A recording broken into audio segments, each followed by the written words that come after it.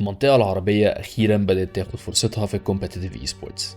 بعد سنين طويلة من الفرجة على بطولات أجنبية وإيفنتس كبيرة خارج الشرق الأوسط، رايت جيمز نظمت لنا أول بطولة عربية رسمية السنة اللي فاتت، اللي انتهت بجراند فاينلز عظيمة في السعودية بفوز فريق EGZ البطل السعودي بعد جراند فاينل وصل لجيم 5 ضد فريق نصر اي سبورتس.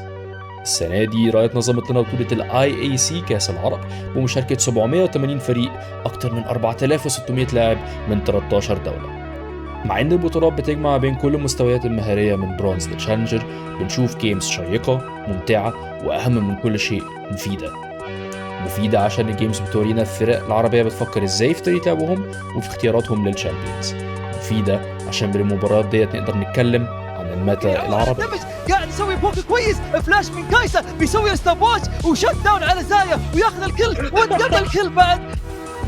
تيم فايت فما نقول هنا من عن سايفر كويكنس جراند اندرس ميست هنا من عند ليكوت وليكو فما ادهم يعطي فرشه دمج على الباك لاين. هل باش ياخذ يقتل 10 بولت تايم هنا من عن سان وليك السلايسنج مرسوم برشا دمج هنا عند ميم كورونانس. هل باش ياخذ دبل كيل تريبل كيل الكيل الرابع يمشي. بدايه الفايت الان بيكون لصالح فريق كي 1 واخيرا ممكن نشوف انهم ادفانتج. عندنا الدنك طالع من داريوس يبي يسوي الفلاش بيرمي الباسف على اثنين منهم، لكن اوريانا مع الفورمان شوك ويف يقول لهم ما تسوون فولو بداريوس، وباقي الفريق الان بيقدر يسوي الفولو.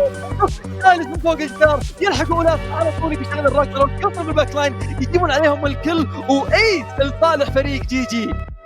متى يعني اختيارات الشامبيونز الأقوى أو الأنسب لخطة الفوز. في تشامبيونز أقوياء في الميتا لأسباب مختلفة، وفي تشامبيونز محدش بيلعب بيهم. كل منطقة في العالم عندها الميتا بتاعتها. مثلا الفرق في كوريا بتركز أكتر على الأوبجكتيفز زي دراجون وهيرالد والتاورز، وده بيظهر في اختيارات الجانجلرز ومتوسط الكيلز في المباراة.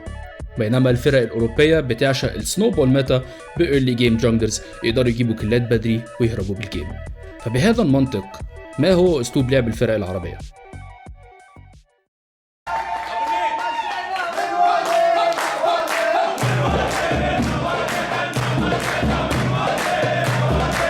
احنا كعرب بنحب الهيصة والحفلات، فطبيعي نكون بنعشق تيم فايت.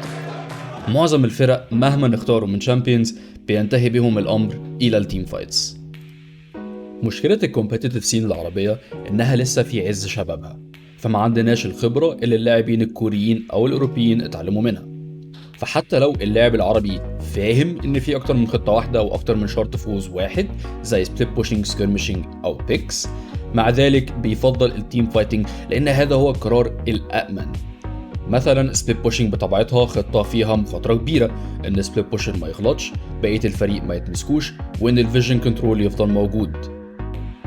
ولكن التيم فايتنج بتدي وهم الأمان لأن كل لاعب بيثق في قدرته ومهارته الفردية إنها أقوى من الخصم، وواثق إن فريقه عنده السينرجي الأحسن حتى لو الشامبيونز بتاعتهم مش أنسب للتيم فايتنج. لو تعمقنا ونظرنا في التوب لين، بنشوف في الجيمز العربية تشامبيونز بتعتمد على المهارة الفردية في اللين مثل فيورا، رينكتن وأيريليا. كلهم بروزرز يقدروا يعملوا early 1v2 قدام التوب لينر والجانجلر الخصم، وفي نفس الوقت عندهم باور سبايك في الميد جيم يسمح لهم يعملوا تيم فايتنج على اوبجكتيفز زي الريفت هيرالد والدراجون. اما في الجانجل، اكتر الشامبيونز المنتشرة حاليا جراغاس، اولاف وتراندل. كلهم عندهم كلير سبيد سريع يسمح لهم بالايرلي جانكس بدون ما يخسروا وقت كتير، وقوتهم في اي 1v1 تمكنهم من الكاونتر جانجلينج. كل واحد فيهم بيلعب دور مختلف في التيم فايت، بس زي التوب لينرز اقوى باور سبايك ليهم بتبقى في الميد جيم. وفي الميد لين هنا نرى فلاديمير، كاسيوبيا، كوركي. تشامبيونز عندهم لينينج فيز آمن يسمح لهم بالفارمينج للميد جيم بدون خطر كبير من الجانجلرز، وبعد اكتمال اول 2 ايتمز ليهم كلهم جاهزين للتيم فايتنج. نقطة مهمة أن الميد لين تشامبيونز في معظم الوقت سكيلينج تشامبيونز يقدروا على ال 1v5 في الليت جيم. وأخيرا البوت لين، هنا هنقيم ال AD carry والسبورتس مع بعض لسببين. أولا الاتنين رولز متعلقين ببعض، بمعنى ان لما سبورتس معينين يبقوا أقوياء في الميتا بنشوف AD carries بستايل معين أكتر في البطولات، والعكس أيضا صحيح.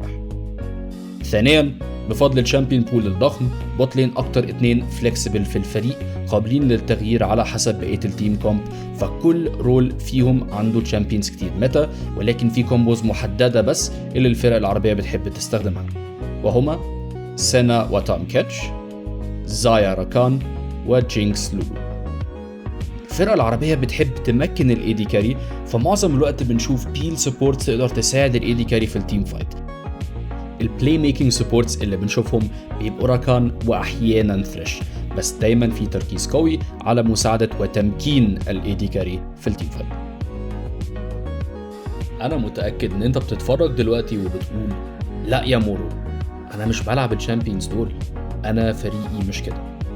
وانا اقول لك فعلا ممكن يبقى عندك حق، في لاعبين كتير بيخرجوا عن الميتا وبيلعبوا بالشامبيونز واسلوب مستريحين له اكتر، ولكن بعد ما حضرت وشفت بطولات عربية كتير ومن كلامي مع برو بلايرز ده رأيي الشخصي.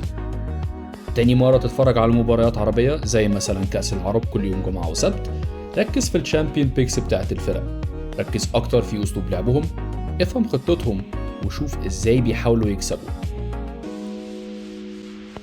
في الخلاصة ممكن نقول ان الميتا العربية لسه بتتكون، طريقة لعبنا هتتغير كتير لحد ما نكتشف الاسلوب المناسب لينا، اسلوب يسمح لنا برغم 100 150 وفي بعض الاحيان 250 بينج ان احنا برضو نسيب بصمتنا على الليج اوف ليجندز العالمية.